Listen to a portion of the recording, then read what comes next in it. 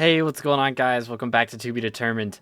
Today we find ourselves on the Alpha Network. We're going to be going over the new attribute changes as well as how applicable they are going to be to the main server, what needs to be changed, and what has already been changed. But if you guys enjoy, remember to leave a like and sub if you haven't already. Again, thank you guys so much for 4,000 subscribers. We hit 4,000 subscribers this morning, so we're less than 1K away from 5,000. Thank you each and everyone who has subbed, liked, or left a comment on the videos, or even just watched one to the end. You've helped me out so much. I'm looking forward to where we're going next. But without further ado, let's jump into the video.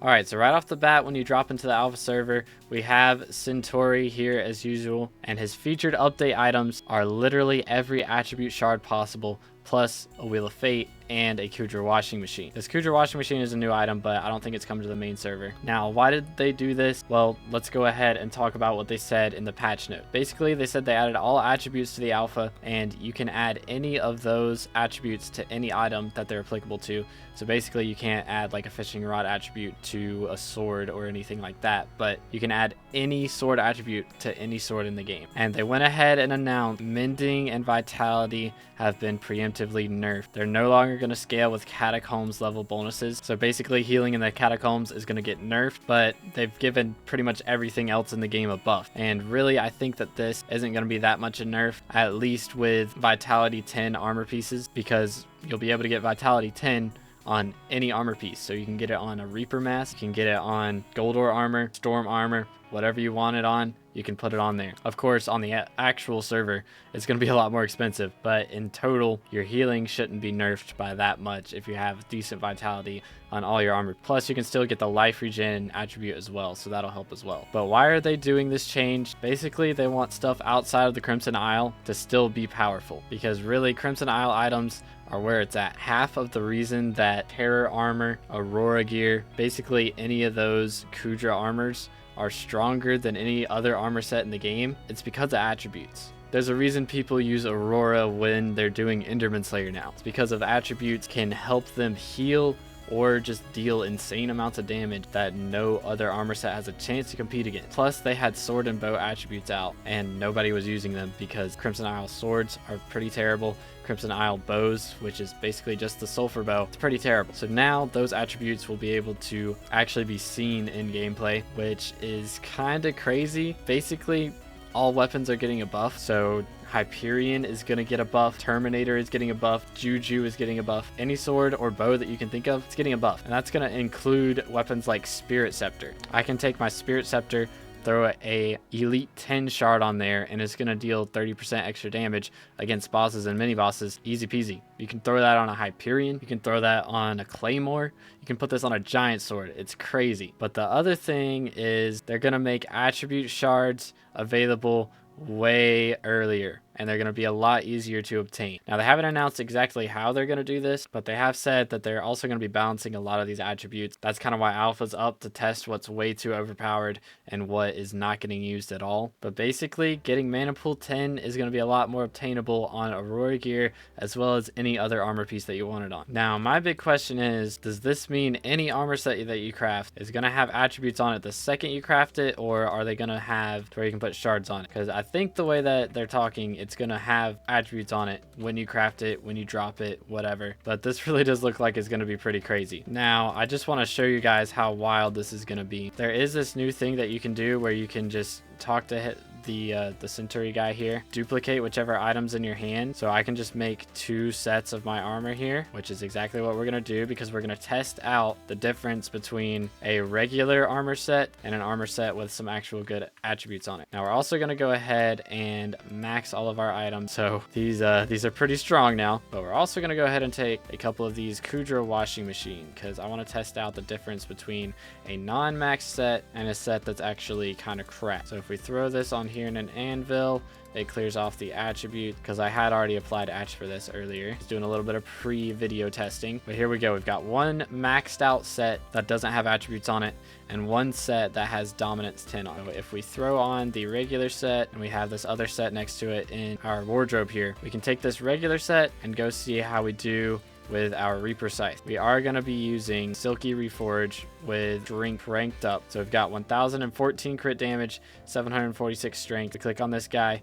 301,000 damage, 279,000, 290,000. It is kind of hard to tell how we're doing because Reaper Scythe is fabled now. We could actually put Withered on it. We could get a... So just for the sake of getting a actual good number on this, we're gonna get this to sharp. We'll go with sharp, and then we're gonna talk about one of the big things that I'm excited about for this, which is Slayer. So we can put Ender on our Reaper Scythe here and get 30% extra damage against mobs in the end. So that's a pretty big deal. Now again, we're wearing our set without any attributes on it right now. If we go to the end, we use our weapon that doesn't have Ender 10 on it, we deal 342,000 damage, which, I mean, that's pretty good. 342, 341, 312, doing pretty good. 341 seems to be the number, 341, 342-ish. So we're gonna go with 341, and then if we just use the Ender Sight, it's 354. So that's a 12k damage increase, which, I mean, that's not crazy, but hopefully that's not going to be as expensive as it is on the alpha or as it is on main right now. An Ender 10 weapon would cost a lot of money, but if we were to use this set that has Dominance 10 on, we were doing 342, and we're going to be using our regular Reaper Scythe. With the regular armor set and the regular Reaper Scythe, we were doing 342,000. Now with the Dominance 10, we're doing 367,000. 37, 371, 367,000 seems to be about the number. So 15k damage increase, and with this full set, that's supposed to be a 60% extra damage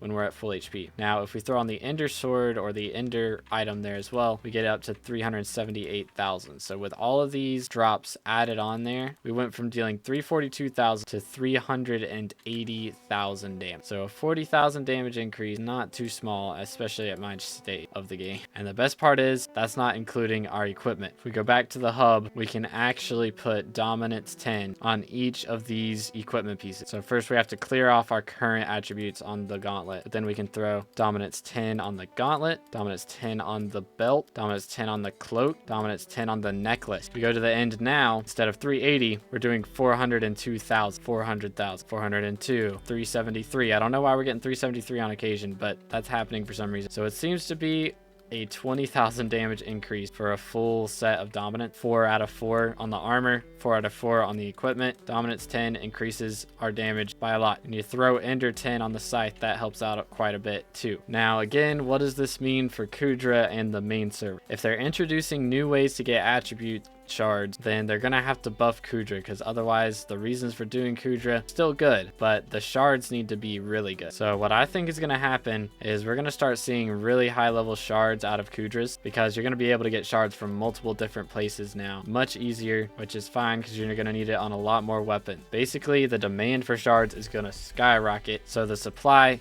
is also gonna need to go up a decent amount. You don't have to meet the demand, but it needs to be better than it is now. Because if we go to the main server, Dominance 1 shards are going for 8 million. It takes 1,024 Dominance 1 shard to make a Dominance 10 shard for one piece of armor. That's over 8 billion for one armor piece. People are going to want 8 pieces of this armor to max out their setup. There's no shot that someone is paying 64 billion coins for one max setup, and the max setup should be achievable. Currently, a max setup is very difficult to get. It does take billions and billions, and it's been that way for about a year now. But the amount of people that actually have a maxed out Aurora or Terror or Crimson setup, very, very slim. And I think it should be that way for a maxed out Aurora, Terror, or Crimson setup, but for a maxed out Necron setup or Goldor, or even just Final Destination, should not cost that much. Even if you're just going for, let's say, Dominance 7 on each piece. I feel like that should be, I don't know, maybe 50 mil per piece. It is a pretty big buff, but it's not big enough that it should cost you billions. So I feel like shards are going to become a lot more common. And again, getting God rolls is going to be the hardest part of this update. Let's just talk about that for a second. Take into account this Warden helmet, for example. I put a God roll on there, but we're on the alpha. It's super easy. Getting something like this on the main server is going to be a lot more difficult. I guarantee you they are going to have to put Wheels of Fate in some other places so that you can actually acquire them. Currently, I think they're about 17 mil a piece, and that's good, but with the demand that they're going to have now, the supply again is going to have to go up, because it's not just Warden helmets that people are going to want God rolls on. It's Necron Final Destination armor, Reaper Man. People might not even go for God rolls on a lot of those pieces just because of how expensive it's going to be. But if I craft a Warden helmet and it costs me 150 million coins to craft one. I would much rather buy 5 Wheels of Fates for 10 mil than try and craft another Warden helmet that has a somewhat decent piece on it. Basically what I'm saying is Kudra is not enough, and the admins know that. The real question here is how much they're going to increase attributes from other places. If they add it to like literally every single mob and it has maybe a 0.5% chance of dropping, or even a 0.01% chance of dropping a shard, with all the magic find attributes that are going around now, those odds are not that slim, and dungeons is going to be a lot more viable because of all the mobs that you're going to be killing. You'll be making money not just from drops, but you'll also be making money from the attribute shard drops from mobs if they do it that way. Again, this is all speculation. I'm not sure how they're going to do this, but here's to hoping that they do it that way, because even if you do drop a good shard, you're not going to drop the same one next time most likely. Let's say you have 200 magic find and the shards drop with a 0.5% chance. You're going to be dropping one every 100 kills, and the odds of that shard being one that you want, pretty slim. So let's say I killed a mob, after 100 tries I got the drop I was looking for. That's great, but there are 37 different attributes, so the odds of me getting the exact attribute that I'm going for is 1 in 3,700. So every single mob that I kill, 1 out of the next 3,700 mobs that I kill should have the shard that I'm going. I feel like that's pretty good odd. Honestly, that might be a little too slim odd, because imagine you're an Iron Man going for 1 dominance 10. You're gonna have to kill over 3 million mobs to get the one that you want. Granted, you should have one of all the other ones as well, but still, they need to make this easy for Iron Man players as well as regular players. And I'm really curious if this is actually secretly part of the Rift update, if you're gonna be able to get attributes out of the Rift, because if that's the case and you just get a shard every single time you kill a Rift mob, there's like different parts of the Rift, so you've got easy section and then you've got harder sections that drop higher level shards. That'd honestly be okay with me, because this update really does feel like it's completely out of the blue. I don't hear any other person asking for this. Granted, I've been curious of what would happen if they did do this since they came out with attributes, but I haven't heard anybody like really begging the admins to do this update. I think it would be a great update, but I've never heard anyone asking for it. So if this is secretly part of the Rift update and it's coming out within the next couple weeks, that would be pretty sick. Anyways, let me know what you guys think needs to change with it, what you really like about it, and how you hope that they'll implement it in the comments below. Hope you guys enjoyed. I'm really excited for this, and I hope you are. Have a great rest of your day, and God bless.